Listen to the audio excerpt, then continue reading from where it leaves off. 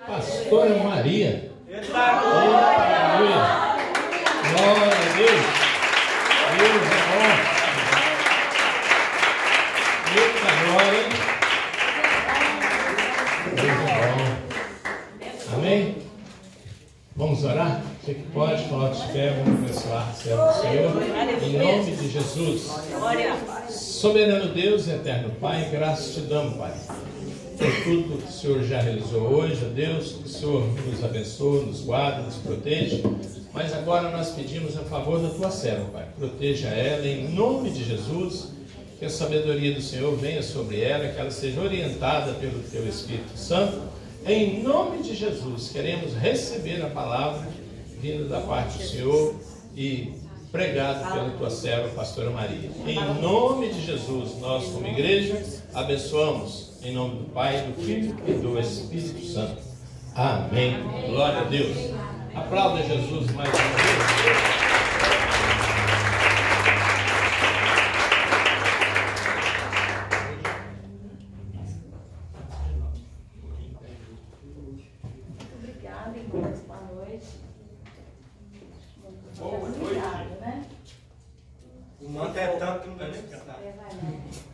Irmãos, eu agradeço pelas palmas, isso aqui é um carinho de cada um, né? Vocês têm por mim. Mas eu posso bater palmas para Jesus junto com vocês? Muito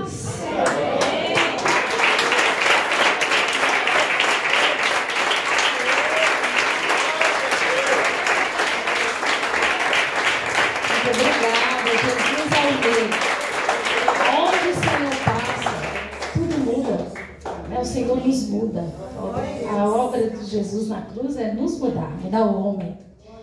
E eu quero agradecer mais uma vez a pastora Lúcia, pastor, né, pela oportunidade. É uma grande responsabilidade. Sempre falo a mesma coisa, mas toda vez que o Senhor nos colocar, irmãos, diante de algum fato ou situação que nos remonte e nos leve a falar do Senhor e da palavra do Senhor, é algo muito solene, é muito sublime, é muito nobre, é muito poderoso, é muito sério e é para nós que somos os filhos dele, não é? Então, como eu quase falei, Senhor, eu não preciso mais pregar porque a Nilce está trazendo a palavra.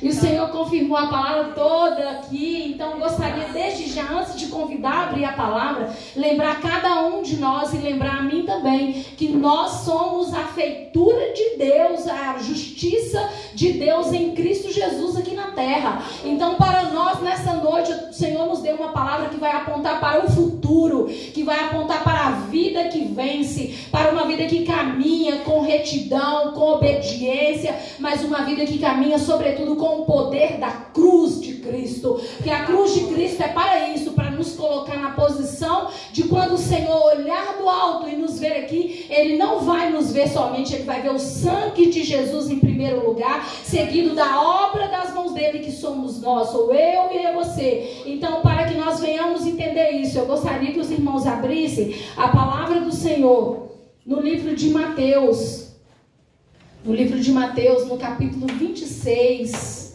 onde o Senhor vai nos trazer uma palavra tão conhecida do Getsemane. E a palavra depois eu quero convidar os irmãos, quando acabarmos, para abrirmos em Lucas 15. Mas começando o 26, a partir do versículo 36, aquele momento onde Jesus ora no Getsemane, onde o Senhor passa ali momentos de tamanha angústia e aflições, né? E essa noite eu creio que nessa palavra o Senhor vai nos apontar um futuro melhor, vai nos demonstrar que o nosso passado foi só um caminho para a glória do Senhor nos alcançar. Amém, irmãos? Vamos então ler. A palavra do Senhor vai nos dizer, a partir do 36. Então Jesus foi com eles a um lugar chamado Getsemane e disse: sentem-se aqui enquanto eu vou ali orar. Levou consigo Pedro e 2 filhos de Zebedeu e começou a ficar triste e angustiado.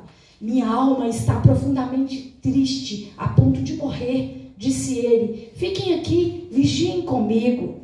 Ele avançou um pouco, curvou-se com o rosto no chão e orou e disse: meu pai, se for possível, afasta de mim este cálice, mas contudo seja feita a tua vontade, não a minha.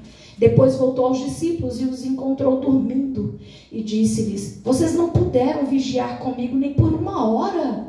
e disse a Pedro: vigiem e orem para que não cedam à tentação, pois o espírito está disposto, mas a carne é fraca.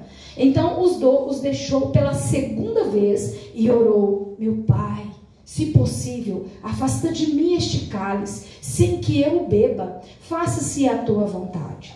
Quando voltou pela segunda vez, encontrou-os dormindo de novo, pois não conseguiam manter os olhos abertos. Foi orar pela terceira vez e disse novamente as mesmas coisas. Em seguida voltou os discípulos e disse-lhes: como é que vocês ainda dormem e descansam? Vejam, chegou a hora. O Filho do Homem está para ser entregue na mão de pecadores. Levantem-se e vamos, meu traidor chegou.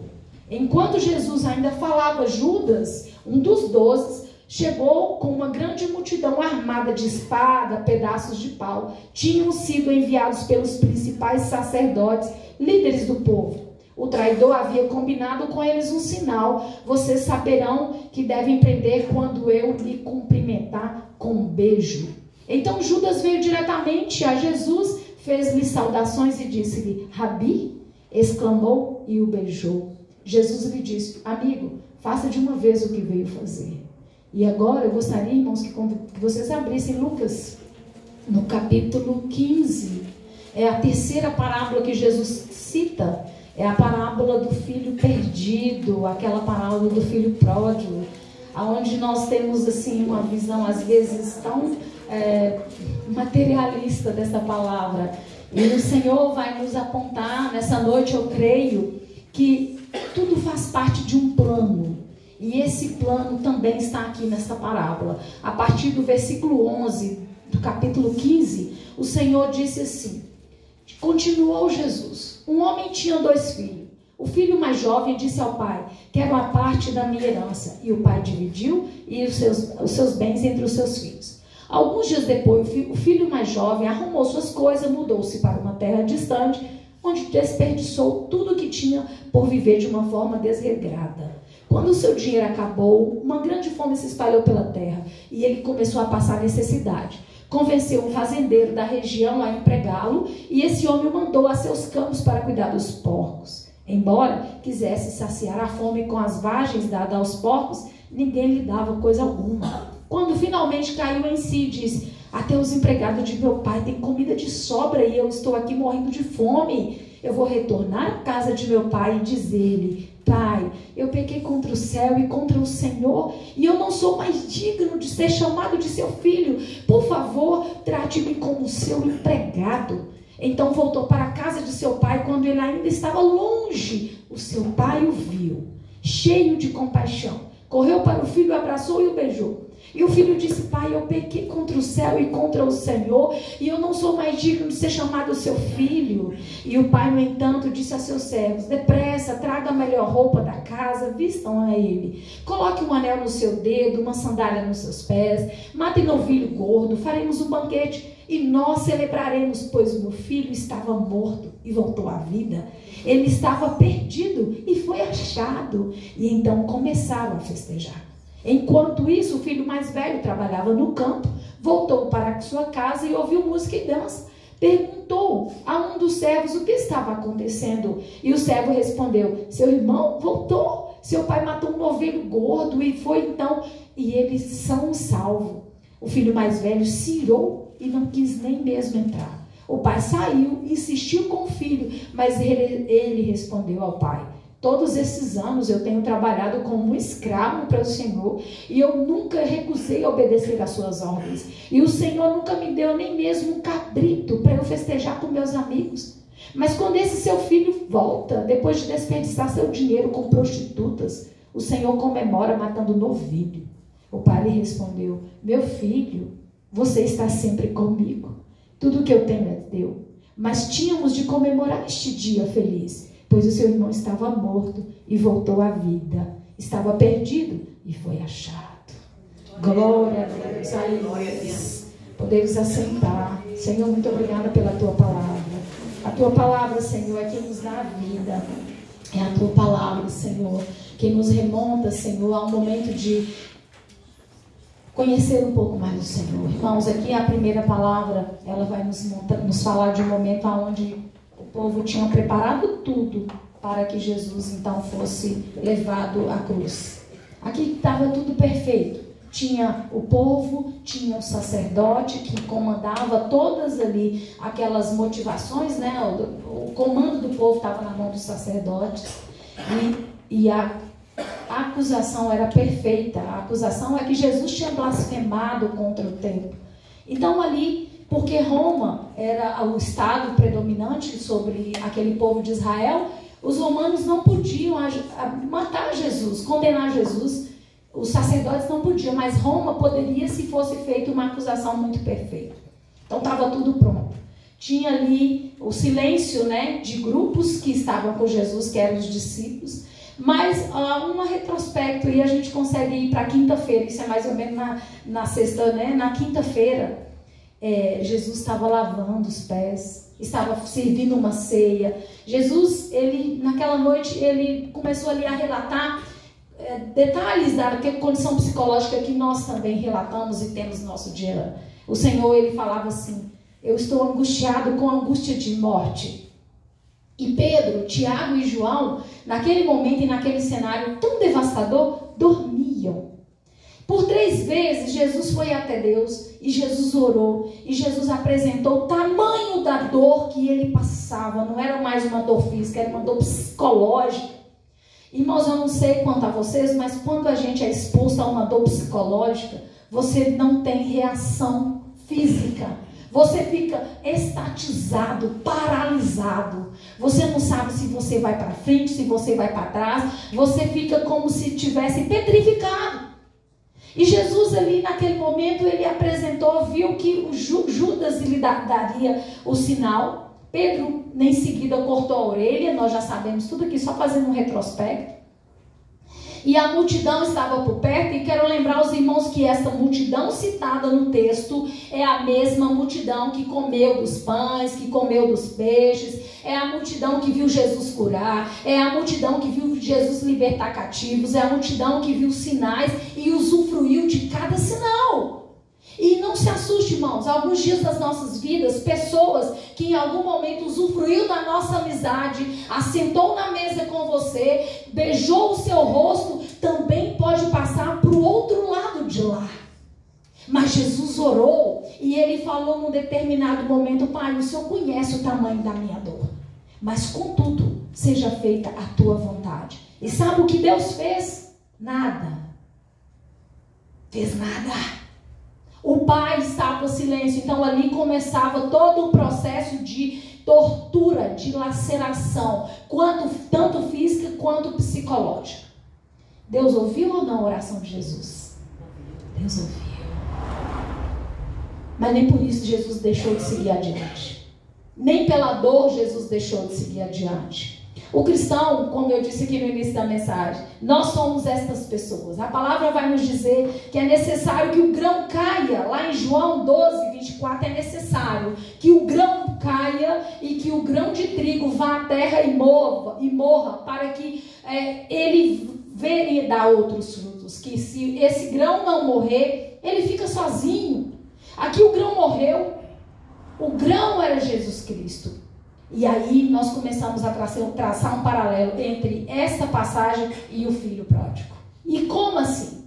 Irmãos, a ruína já era completamente anunciada sobre a situação de Jesus. Jesus estava aqui sem o povo que o bajulava, sem os discípulos que o acompanhavam, sem o Pai que o designou para uma tarefa de salvar a humanidade. Aqui Jesus não tinha ninguém, ele não tinha nada, mas Jesus tinha uma certeza, que havia um plano de Deus sobre a vida dele, e esse plano era um plano que ninguém poderia interferir, era um plano que não poderia de forma alguma ser alterado, porque o plano de Deus, irmãos, por mais difícil que pareça de acontecer na minha e na sua vida, ninguém pode interferir. Sabe por quê? Porque por mais que o diabo, que o inimigo, Satanás, venha fazer e usar de artifícios humanos, de pessoas, de traições, de dor ou de qualquer outra situação, o plano de Deus sempre vai ser maior. O plano que Deus tem para mim e para você sempre vai ter maior. E a palavra vai nos dizer que quando esse grão de trigo morreu, ali o grão de trigo nos entregou algumas chaves. nos entregou alguns princípios, algumas verdades, que muitas das vezes nós nos afastamos dela, porque a dor do dia a dia, o desamparo, a dor psicológica ou alguma coisa, como esses dois filhos aqui foram citados na palavra de Lucas, aconteceu. Primeiro eu quero dizer, o que foi embora. Irmãos, é tão notória essa ruína humana quando a gente desagarra da família, quando a gente se embrenha para um caminho que não é o de Deus para nós. É muito visível, às vezes hoje na sociedade, como está doente, afastada de Deus, separada de valores morais básicos. Nós falávamos um dia desse, né, pastora? Nós estamos lutando hoje pelo básico, que os nossos avós tinham de sobra: respeito, honra, presença, cuidado, amor entre os irmãos. Isso na época dos nossos pais e avós era o que tinha para dar e vender. Hoje nós não temos, nós lutamos por isso e não conseguimos. Mas esse Jesus Cristo, com este filho pródigo primeiro, nós podemos identificar que quando nós vamos pelas ruas, nós vemos drogados, nós vemos prostituta, nós vemos meninos já com 12, 13 anos de idade aí, envolvidos com droga, com criminalidade. Isso é muito visível. Isso está aí, não precisa de fazer uma pesquisa muito minuciosa para poder encontrar. Essa ruína exterior é uma ruína que muitas das vezes nós cristãos queremos correr dela. Eu sou cristão, eu não bebo, eu não fumo, eu não me prostituo, eu não saio, eu não me coloco em bares, eu não me exponho ao lugar que, como a palavra fala, fugir da aparência do mal. Não, eu tenho uma vida regrada. Eu estou aqui tentando buscar um padrão de conduta, de valores morais elevados acima do que a sociedade está aí, porque eu tenho Jesus comigo. Esse cuidado dessa ruína exterior, ela é o básico do cristão, irmãos. Ela é o básico. O cristão, ele precisa avançar um pouco mais. A palavra diz lá no livro de Ezequiel que até o momento em que você está com as águas aqui na beirada das suas canelas, das nossas pernas, nós ainda temos um comando, nós ainda conseguimos segurar alguma coisa. Mas o Senhor fala que não é exatamente esse o ponto para o cristão estar. O cristão tem que avançar, ele tem que chegar no ponto da qual ele se lança para dentro daquela água e ele deixa as águas do Espírito conduzi-lo. E nesse momento eu quero apresentar a vida desse outro filho, o filho que ficou. O filho que ficou nessa parábola, ele é um grande problema para o pai. Porque esse filho que ficou, às vezes sou eu. Às vezes sou eu que tenho Jesus, a presença de Deus o tempo todo comigo. E o pai falou, olha, você, tudo que eu tenho é seu. E você tem a mim. E o filho que ficou nunca valorizou essa presença. Sabe por quê? Porque o filho, ele tinha dentro de si uma ruína de ressentimento, uma ruína de autopiedade, uma ruína de autoelevação, porque o contrário também é verdadeiro. Às vezes a gente tem dó de nós e às vezes nós nos sentimos prontos e bons demais. E esse filho que ficou, ele começa a apresentar-se para o pai de uma forma tão hostil, tão dolorosa, que ele começa então a desmerecer todos os anos que ele passou junto com o pai. E esse pai aqui é Jesus. Esse pai é o nosso Senhor, é o nosso Salvador. E nessa noite ele quer nos convidar para que nós façamos uma revista dentro de nós. Porque ainda que nós não tenhamos ruínas externas, mas se em algum momento alguma ruína destas interiores habitar dentro de nós, a palavra vai dizer que o Senhor, ele aponta para nós um caminho glorioso, porque ele nos deu autoridade. A palavra diz para pisar em escorpiões e serpentes. Ele falou que quando ele morresse, nós poderíamos então beber alguma coisa mortífera, não nos faríamos mal. Ele falou que quando nós colocarmos a mão sobre o enfermo, os enfermos seriam curados. Ele falou que quando nós dessemos uma palavra de comando de libertação, os demônios iriam ter que se submeter ao nome de Jesus Cristo. E muitas das vezes nós esquecemos o que significa isso. E eu quero lembrar algo mais. Lá em 1 Pedro, a palavra vai nos dizer: geração eleita, nação santa, povo exclusivo de Deus. É pouco? É pouco? Irmãos, o significado da palavra autoridade vem nos apontar para possuir direitos e capacidade de comandar. É como se a Bíblia falasse assim: olha, você tem o poder de representar a Deus aonde você for. Você tem o poder de colocar o enfermo curado. Você tem o poder de colocar primeiro, é no mais alto lugar, porque nós somos a justiça de Jesus Cristo aqui na terra. Jesus morreu para quê? Para quando Deus olhasse aqui para hoje, ele visse um pedacinho do sangue dele sobre cada um de nós. Então, geração eleita, povo de propriedade exclusiva de Deus. E quanto valor Deus nos dá, irmãos? Um pai vê dois filhos em duas condições de ruína, em duas situações humanamente deploráveis, uma visível e outra invisível. E o maior problema é a invisível. Porque a invisível nem sempre nós queremos confrontar. A invisível nós não queremos, então, às vezes, nem expor a vergonha de uma traição que nós sofremos. Nós, às vezes, estamos expostos a perseguições, a perda de emprego, a perda de dinheiro. Nós estamos expostos, irmãos, a tanta situação que a cruz venceu. Sabe por quê? Que Jesus é apto para ser chamado Filho de Deus, o primeiro, o último Adão, porque ele passou por uma ruína. Se você está passando por uma ruína, na presença de Deus, fica tranquilo, é parte do plano. Se você está passando por uma traição, se você está passando por um deserto, a cautela é parte do plano. O plano de Deus é melhor do que o seu, então não caia na armadilha de Satanás, porque quando a gente está exposto a algum estágio de ruína, o inimigo já coloca na nossa mente algo assim, cria um plano B, que vai que o plano de Deus demora, né? Vai que Deus demora para responder essa oração ou mudar a sua condição. Vai que não acontece do jeito que você quer. O plano B, você lança a mão dele, faça alguma coisa. Jesus ora, pede a Deus para te salvar. Irmãos, quando é que nós estamos orando, pedindo a Deus para apressar as coisas, para acelerar um estágio? Deus está falando, acautelai-vos, eu estou vos preparando uma terra que mana leite, que mana mel, mas é necessário que você esteja pronto. Mas o inimigo de Deus, ele quer te levar, como foi cantado aqui no cântico, faz com que essas pedras virem pães, sacie logo a tua fome, acelera logo esse pedido que você está fazendo aí, porque Deus não está te ouvindo. Era a sensação que Jesus tinha ali. O lado humano de Jesus estava ali na cruz. Imagina o filho pródigo pedindo comida para o patrão, olha, ou o porco ou eu. Irmãos, hoje em dia o mundo quer nos colocar nessa condição.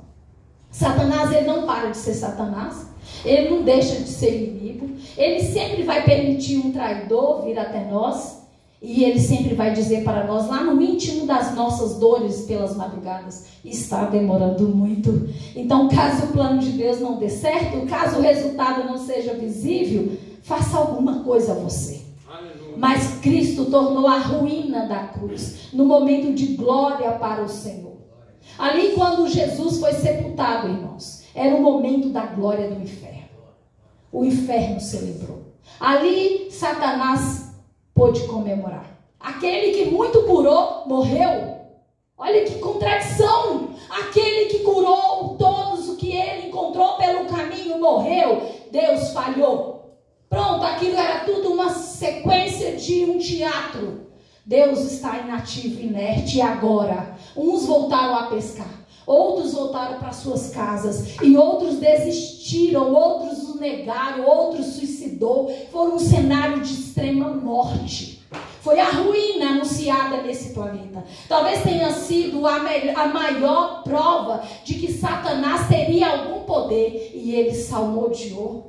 Nós passamos por ruínas familiares também.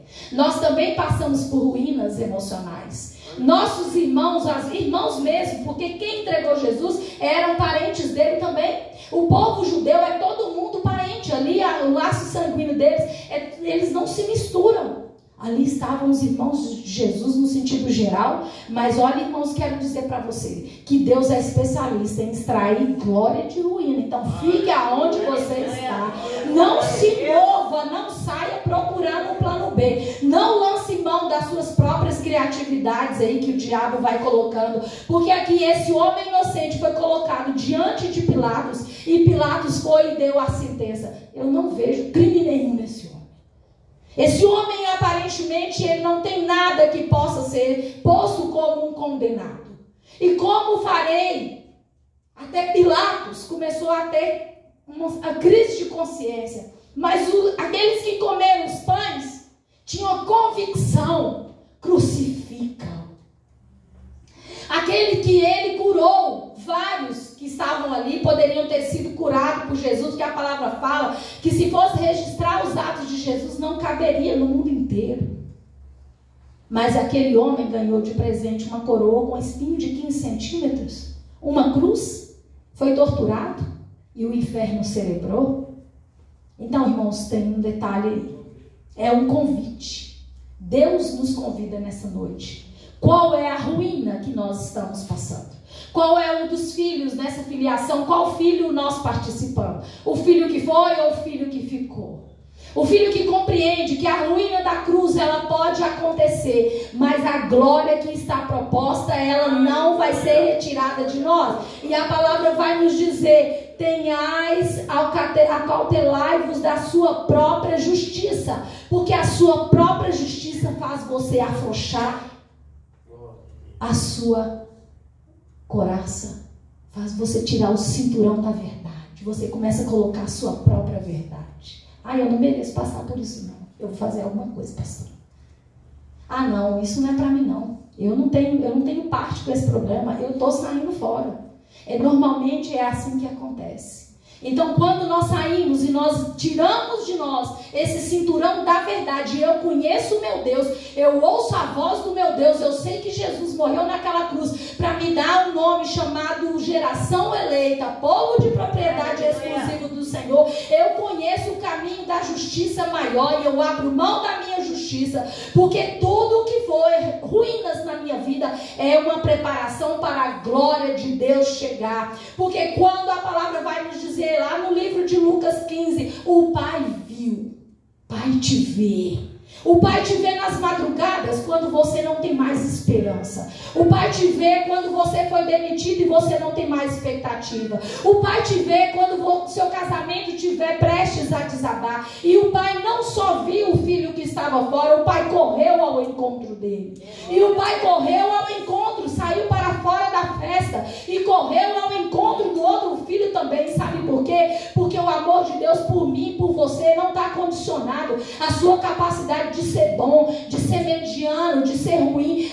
O amor de Deus por nós, ele é incondicional. Não deixe o inimigo te enganar falando que Deus está irado com você o tempo todo, porque o sangue de Jesus é o suficiente para nos reconciliar, para nos colocar na rota da glória do Senhor, para tirar de nós toda espécie de ruína e nos colocar na cruz do Calvário com Cristo, chamado um com o Pai. Hoje, pelo Espírito Santo, eu e você somos um com o Pai, mas tem um preço. O preço não é somente você dar glória a Deus e aleluia e vir no culto de segunda a segunda. O preço nós temos lá, a palavra vai dizer no Salmo 100, no versículo 4, salmodiai, bendizei com gratidão ao Senhor. Então o segredo é agradar, é louvar a Deus quando você estiver em ruínas, porque louvar ao Senhor, pastor, é muito mais do que cantar, é dizer como Jesus disse quando Jesus foi colocado ali diante daquele túmulo de Lázaro. Todo mundo já falava: Senhor, sai disso, o homem já fede, ele já morreu, a morte já está anunciada, aqui já está tudo perdido. Jesus parou de frente àquele túmulo, que um detalhe a Bíblia nos chama nessa noite: tinha uma pedra, assim como também tinha uma pedra no túmulo de Jesus Cristo. E Jesus, diante daquele túmulo e daquela pedra, disse duas palavras extremamente importantes para nós. A primeira, Jesus falou: graças eu te dou, ó meu Pai. E em seguida Jesus falou: tire a pedra. Mas não era só a pedra física, não. Ali era a pedra do coração, era a pedra da incredulidade, era a pedra da ansiedade, era a pedra da pressa que nós queremos às vezes fazer com que tudo aconteça no nosso tempo. Mas nós queremos nessa noite olhar para dentro de nós e falar: Senhor, se eu sou o filho da ruína externa, Pai, tira de mim, vem com teu Espírito, me coloca na rota da tua glória. Mas se eu sou o filho que não te valorizei, me perdoa também, Senhor, porque tanto um quanto o outro recebeu o Pai indo de encontro. Quando Jesus foi para aquela cruz, irmãos, tem um detalhe aqui que nós lemos no livro de Mateus: Jesus foi de encontro ao seu traidor. Ele se apresentou e disse: amigo, faça o que você veio fazer. Sabe por quê? Que como cristão nós temos que ter atitude para encarar os nossos problemas, as nossas situações, e falando: ainda que a figueira não floresça, ainda que o meu Redentor vive. sabe por quê, irmãos? Embora o nosso cenário às vezes é de um caos, o nosso Deus restitui, o nosso Deus organiza caos. Embora a nossa situação possa ser de dor e de perda, o nosso Deus nos consola e nos devolve tudo aquilo que o diabo pode ter levado. Quero lembrar os irmãos mais uma palavra, eu já estou terminando. A palavra vai nos dizer que lá no livro de Esdras, todas as vezes que você estiver em ruína, irmãos, o diabo vai salmodiar.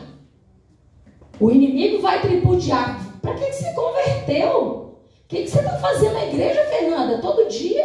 Esse tanto de instrumento leva para cima, leva para baixo. Para com isso. Sua conta bancária reflete isso.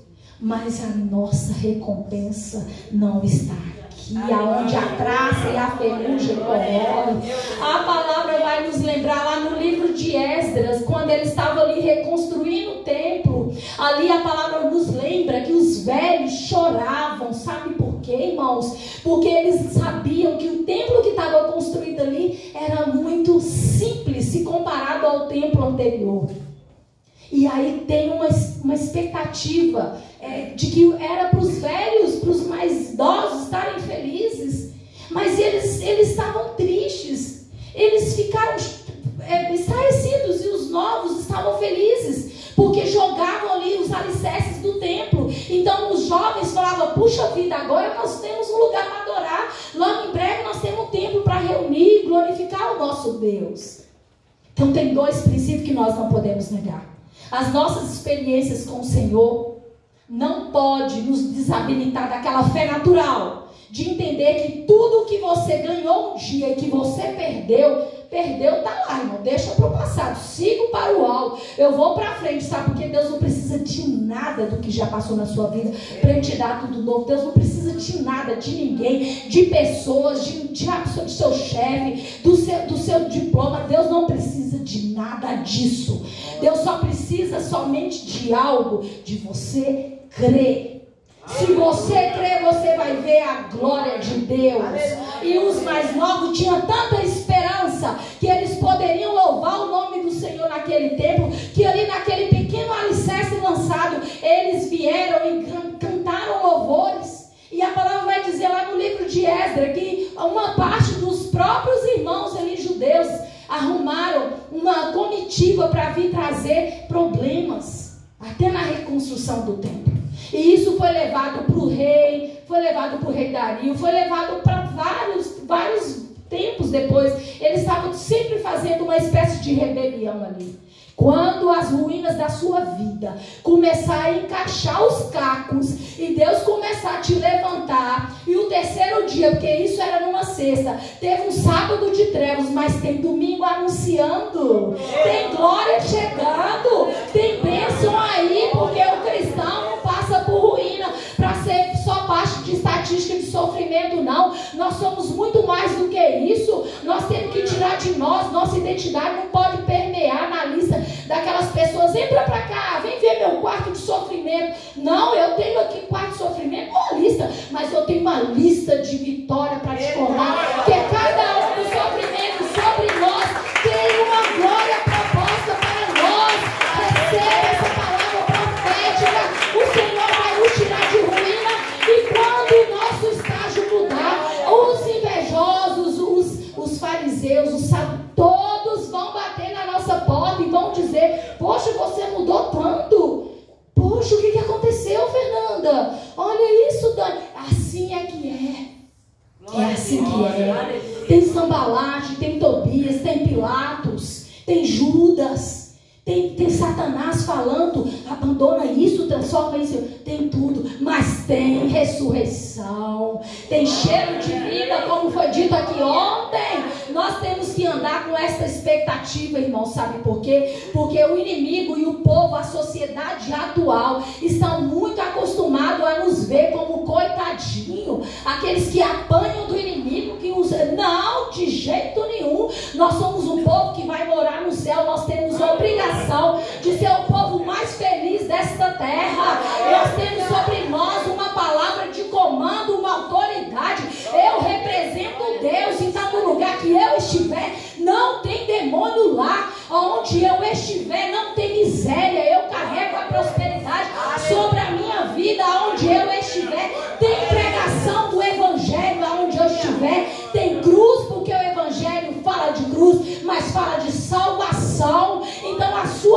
vida, você é um saqueador do inferno. Satanás tem que te odiar. Sim, o mundo não vai gostar de você, mas quando a ruína bater na porta dele, é a você que ele vai procurar. Sabe por quê? Ele sabe que você tem uma senha, ele sabe que você tem um sangue, ele sabe que se você orar as coisas vão mudar, ele sabe porque você passou pelas águas, você levantou as suas mãos e você disse: eu criei, por isso eu falei. Você tem que viver assim, confiando que eu não vivo sobre aquilo que eu vejo, eu vivo sobre aquilo que eu creio. E se eu creio num Deus que morreu como um grão ali de trigo e ressuscitou, eu ressuscitei com Cristo, então o meu estágio aparente de ruína é provisório. E o meu domingo vai chegar.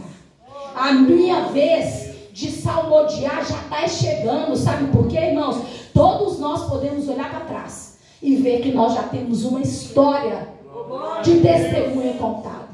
Eu fui me dar conta, eu quero rapidamente, não quero falar sobre mim, mas fui me dar conta de que às vezes a gente perde o fio cronológico da nossa vida cristã. Nós esquecemos o tanto que Deus já fez por nós e nós nos concentramos no problema de agora. Nós temos que apresentar o nosso problema de agora. O nosso problema. Você acha que isso é grande problema? Olha aquele gigante lá. Você vai ficar aqui? Porque aqui só tem lugar para um e esse lugar é meu. Aleluia. É assim que a gente tem que viver. Irmãos, eu estava conversando com um parente e o parente estava falando que queixou-se da vida e eu falei assim: peraí, você sabia que uma vez, eu vou contar o testemunho rapidamente, você sabia que uma vez vieram aqui na minha porta e estava num momento de ruína, caos? Sabe o que é caos? Multiplica por 3, é aquele momento. Mas minha vida não é caos não, tá, irmãos? Minha vida é bênção. Tem uma pessoa abençoada aqui, vocês e eu. Nós todos somos. Mas eu vou dizer para vocês, pode mexer, pode passar, mas não fica não, Fernanda. Não fica, sabe por quê? Não sou eu, é o sangue. Aleluia. Aquela vergonha ali, irmãos, falo para mim, falo para vocês. Se vocês sofreram vergonha pública, a honra é pública. Deus faz assim. Não é do tamanhozinho que você sofreu que você vai restituído, não. A restituição de Deus é no mínimo 7 vezes mais. É para calar a boca do inimigo e para atrair a glória de Deus. Você é parte de um plano, é um plano perfeito. Fala para você: eu sou o plano perfeito de Deus em Cristo. Não tem como errado, é Deus que está no plano, não precisa de plano B. Irmãos, eu recebi uma vez, há muitos anos atrás, uma pessoa na minha casa. Eu estava recém-divorciada, a pastora Lúcia, a pessoa era um rapaz que não tinha, ele era um meliante, e ele fez uma ameaça gravíssima. Meus filhos eram pequenos, nem aqueles, não eram os mais velhos, eram pequenos, e ele falou comigo: olha, o seu ex-marido me deve um dinheiro e eu vim cobrar, e se você não me pagar, eu vou, eu sei o horário que a sua babá leva os meninos e volta da igreja. Ele contou toda a rotina dos meus 3 filhos mais velhos. Eu tenho 5. Aqueles 2 ali são meus, os mais novos. E aí eu fiquei assim, catatônica, parada. E ele falou: pois é, se você não quiser perder ou achar um deles morto aí pelo caminho, você me arruma o dinheiro até amanhã. Foi uma coisa assim, não me lembro. Eu lembro só da ameaça. Catei a palavra, catei a promessa que estava aqui e falei: olha, eu gerei esses meninos no meu ventre e quem soprou o fôlego de vida foi Deus. Só Deus pode tirar. Se você apertar o gatilho, a bala e achar eles não morrem. Porque você não tem poder para tirar a vida dos meus filhos. Deus tem. Se eles morrerem, eu vou entender que é Deus. Mas, neste exato momento, eu convido os céus para ser testemunha entre mim e você. Deus é nossa testemunha. Alguém vai ter que sair. Que se for para a morte, alguém vai morrer. Mas você pode ter, se for os meus filhos, eu vou aceitar. Mas eu não te devo 1 centavo, eu não te pagarei 1 centavo. Aí, irmãos, corri para dentro lá de casa, no joelho e na lágrima, falando: Senhor, tem misericórdia da minha alma, não tem preparo nenhum para enterrar filho.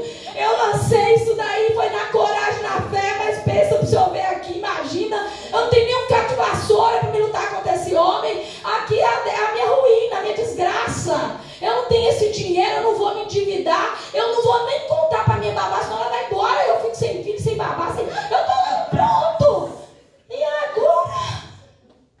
Mas eu lancei sua palavra, a palavra foi lançada e ela não volta vazia.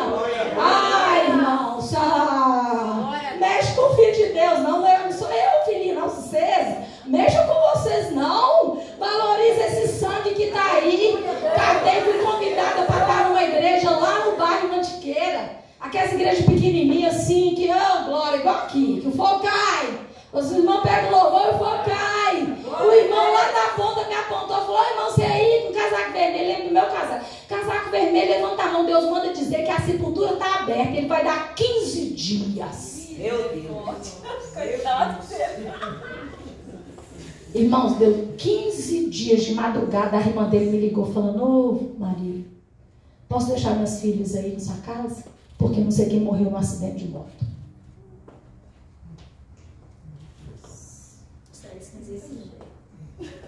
É Deus. Eu não matei ninguém, não. Mas ele teve 15 dias para mudar. E eu não pedi ao Senhor que o matasse. Pelo contrário, eu pedi ao Senhor paz e misericórdia. Eu pedi ao Senhor salvação para todos nós. Mas meus 3 filhos não era pagamento de dívida de ninguém. O sangue dos meus 3 filhos não interessava a ninguém. O meu bolso não tinha nada a ver com aquilo. E outra coisa, eu poderia estar exposta ali a uma chantagem que isso poderia acabar nunca. Então, irmãos, quem tem promessa, quem tem o sangue, quem tem a verdade, quem tem Jesus, tem o quê? Autoridade para pisar em escorpiões e em serpente. Nunca me alegrei pela morte desse rapaz, mas de uma coisa eu sei: eu não o matei. Mas quem o fez conhece o coração dele. Deus sabia que ele em 15 dias possivelmente já estava preparado já o laço para os meus filhos. Mas o Senhor o livrou, como o Senhor está pronto para te livrar. Coloque sobre os teus pés. Vamos só orar agradecendo ao Senhor. Irmãos, esse testemunho não tem nada a ver com a minha pessoa em exclusividade. Esse testemunho tem a ver com uma morte na cruz. A ruína da cruz, a vergonha, a ignomínia, a tortura, o sofrimento. Ali, quando o diabo conquistou ali aquele louvor por aquele dia. Mas o Senhor diz para você nessa noite: pergunta aí para a sua ruína, ó morte: onde está você, ó morte? Ó doença, onde você está? Ó depressão, ansiedade, ó fadiga, falta de dinheiro, sofrimento. Aonde está, ó morte, a sua vitória? Porque o meu Deus vive, o meu Deus reina, o meu Deus está aqui passeando nessa noite, não desocupadamente, porque Deus trabalha o tempo todo. Deus está aqui colhendo as tuas orações, fazendo uma revista diante de ti, perguntando para você nessa noite: você é o filho pródigo que foi ou o filho pródigo que ficou? Porque o que ficou também é pródigo, ele também precisava de reconciliar, ele precisava se arrepender. E o Senhor te pergunta nessa noite: quando o diabo bate na sua porta, quando o seu Getsemane chega, louva, adore, santifique, salmodie, pisa na cabeça desse escorpião, dessa serpente, mas é crendo, é apontando um caminho, que ainda que o meu Redentor neste presente momento não tenha se manifestado, o meu Deus está calado, mas nem por isso ele deixou de ser Deus, nem por isso o plano dele falhou, nem por isso o meu Deus se arrependeu de ter me aceito como filha, nem por isso a minha justiça vai sobrepor a justiça de Deus. Mas nessa noite o nosso Deus, ele está restaurando aqui armaduras espirituais.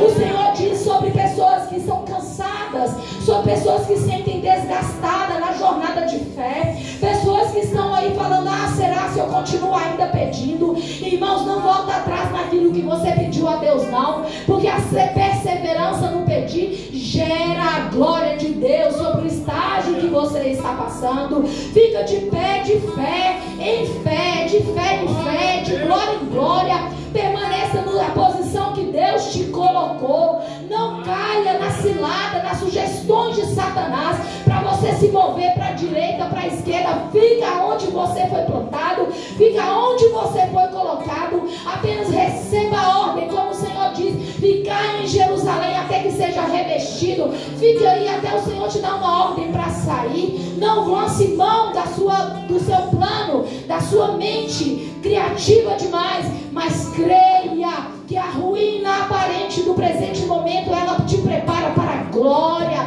ela prepara o seu vizinho para ver a manifestação do poder de Jesus sobre a sua vida. Jesus, ele não está mais aqui, mas ele nos designou para que nós irmos e anunciarmos a boa nova do Evangelho e decretar que vive o nosso Deus. O nosso Deus reina, o nosso Deus está feliz conosco, o nosso Deus é nosso amigo, é nosso ajudador, o nosso Deus quer nos dar um futuro de paz, o nosso Deus quer nos dar descanso, o nosso Deus quer nos entregar a glória de sabermos que somos um povo, que temos um DNA do céu. Eu tenho um DNA de Jesus, que eu sou um grão que nasceu ali naquela cruz do Calvário. Eu não tenho um nome escrito na lista dos que sofrem, eu tenho um nome escrito na lista dos que guerreiam, mas eu guerrei uma guerra santa, eu guerrei uma guerra contra principados, potestades, contra dominadores do mundo das trevas, mas uma guerra já vencida lá na cruz. A mim só cabe permanecer no louvor, permanecer na adoração, permanecer no jejum, permanecer na busca desse Deus que nunca perdeu uma só batalha. Glória ao teu nome, irmãos. Eu agradeço a oportunidade em nome de Jesus.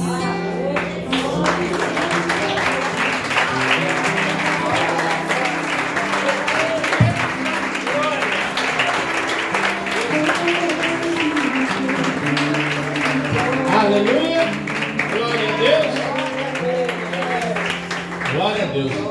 Tudo foi falado, tudo foi dito e tudo foi entendido. Eu tenho certeza que, não vou dizer nem a metade não, porque ela falou tanta coisa, né? Mas se nós entendemos 30%, tá bom, muito bom. Amém? Glória a Deus, aleluia. E os filhos ficam todos orgulhosos, né? Vocês viram, né? Glória a Deus, aleluia. Deus é bom. Amém, meus irmãos? Então nós temos quarta-feira oração. O que mais nós temos? Quarta-feira oração. Quinta culto, né? Acabou o ato profético, mas nós vamos continuar. Toda quinta às 20 horas estaremos aqui reunidos no nome do Senhor. Boa palavra, né? Pastora Maria está hoje de pilha novíssima, Duracell. Glória a Deus, aleluia. Deus é bom demais. Eita glória, hein? Deus é maravilhoso. Aleluia. Irmãos, então é isso aí. Quarta-feira oração. E assim vamos caminhando no nome de Jesus. Vamos encerrar em nome de Jesus Cristo. Obrigado, Jesus. Senhor meu Deus e Pai, em nome de Jesus, nós somos gratos, Pai, por tudo que o Senhor realizou, pela palavra ministrada, pela vida da pastora Maria, de sua família. Obrigado por cada irmão que entrou aqui hoje, por cada irmã. Oh Deus, continua conosco, Pai, continua falando neste lugar, e que nós possamos entender realmente a palavra e colocá-la em prática, no nome de Jesus.